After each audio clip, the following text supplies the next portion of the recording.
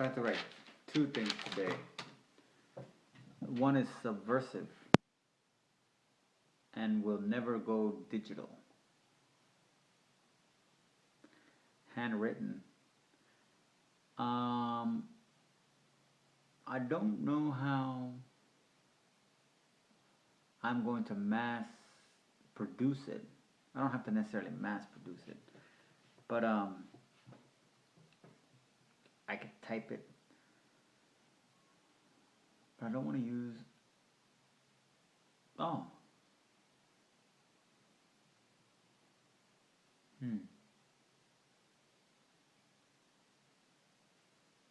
Have to figure that out. But it will be mass produced, not mass. 10's a good number. 100 actually is a good number to give out in sets of 10. And then from there,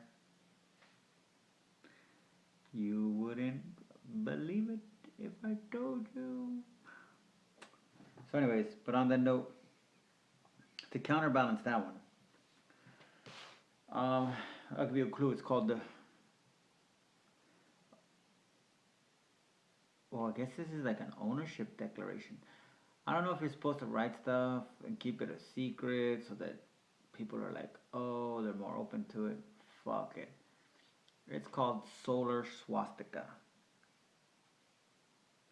It's good. It's juicy. But in the meantime, I have the rise of the Antichrist. This is my official submission. Written. Whatever. Right now, while I was eating. The rise of the Antichrist. The saddest part of this is that I have to prove my case. The barrier that must be passed is a self-identification mechanism fundamental to the human child experience, and all but eternal as the idea goes. Without knowing this barrier and its function, the base instinct is to explore it. However, the conditioned, on the plane with CIA-style torture reaction, is to see it with an unannounced, holy of holies terror. In the sum, spoiler alert, this is the Antichrist in effect, foremost.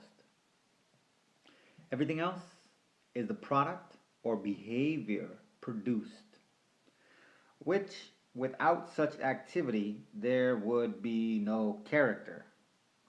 As such, the rest of this is semantics. On that other path, I am just as agile, which prescribes an arrogance seldom appreciated,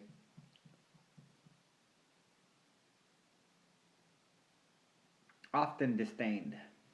Of course, every Abrahamic saturated fascist sect's relevance is their insight into this, in some degree or another, doctrine.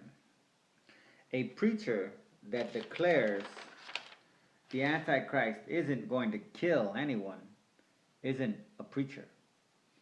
They'd be a Father Coughlin laying the trap of doom. They sure wouldn't have a congregation paying them to lead them. This system relies on individualizing the Antichrist, like Hal Lindsey and his deck of cards full of positively ID'd culprits. Footnote, at one point he's probably going to say, whoa, or somebody, it's got to be like Billy Graham.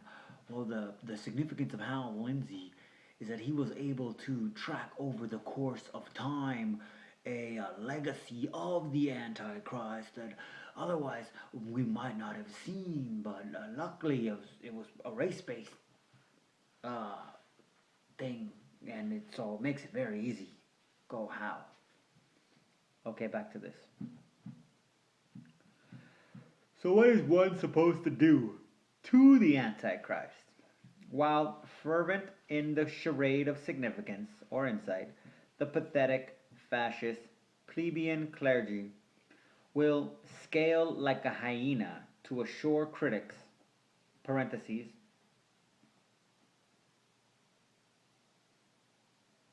non-financially invested members, critics, that there is not a subvert call to violence.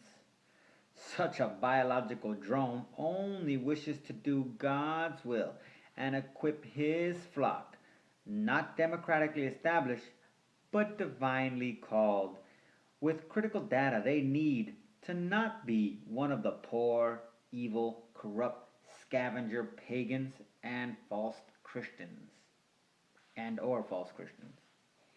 Now, if I'm, if, sorry, now, if I am a sermon, I like that. If I'm a sermon, I'm actually going to have to do that. If I'm a sermon, whoa.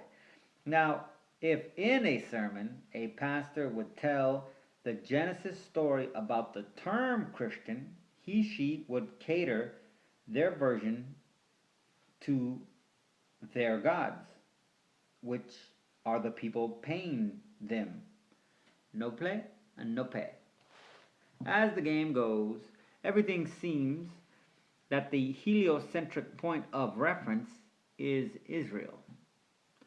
Thus, the core of it all is some divorce-type custody dispute in which the poor, parentheses, particularly those who can't face the strata of their own poverty, close parentheses, neurotically side with the richest. It is all about security, or the sense of it. So, in one sense, the Antichrist is the expansion of poverty.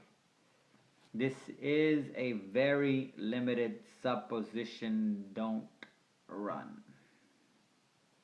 The echo this exploits is the fully functional childhood identity process. One cannot fathom that the Antichrist was created before the Christ, that even the Christ could not be absent his master. Interject the origin of the actual term Christian, taken from the word cristiano, and it's all duh, everybody knows that. Point out that cristiano predates the entire Middle East habitation of humans and originates in the New World. Then the Antichrist is risen, and everything done in the name of Christ is against the people knowing or simply hearing the origin of Christian. So everyone is waiting for it to happen. They distance themselves from the Antichrist merely by self-defined association based on what they pay to hear. They claim waiting for him or soon to be her is proof they aren't serving him. They raise their kids to guard themselves with all the useful secrets mommy and daddy know. And as their fundamental childhood element is eternal, their children replicate a diluted version. Why? No parent exposes themselves as weak and stupid. Thus, no child is made to be such a person. But all such stories are founded on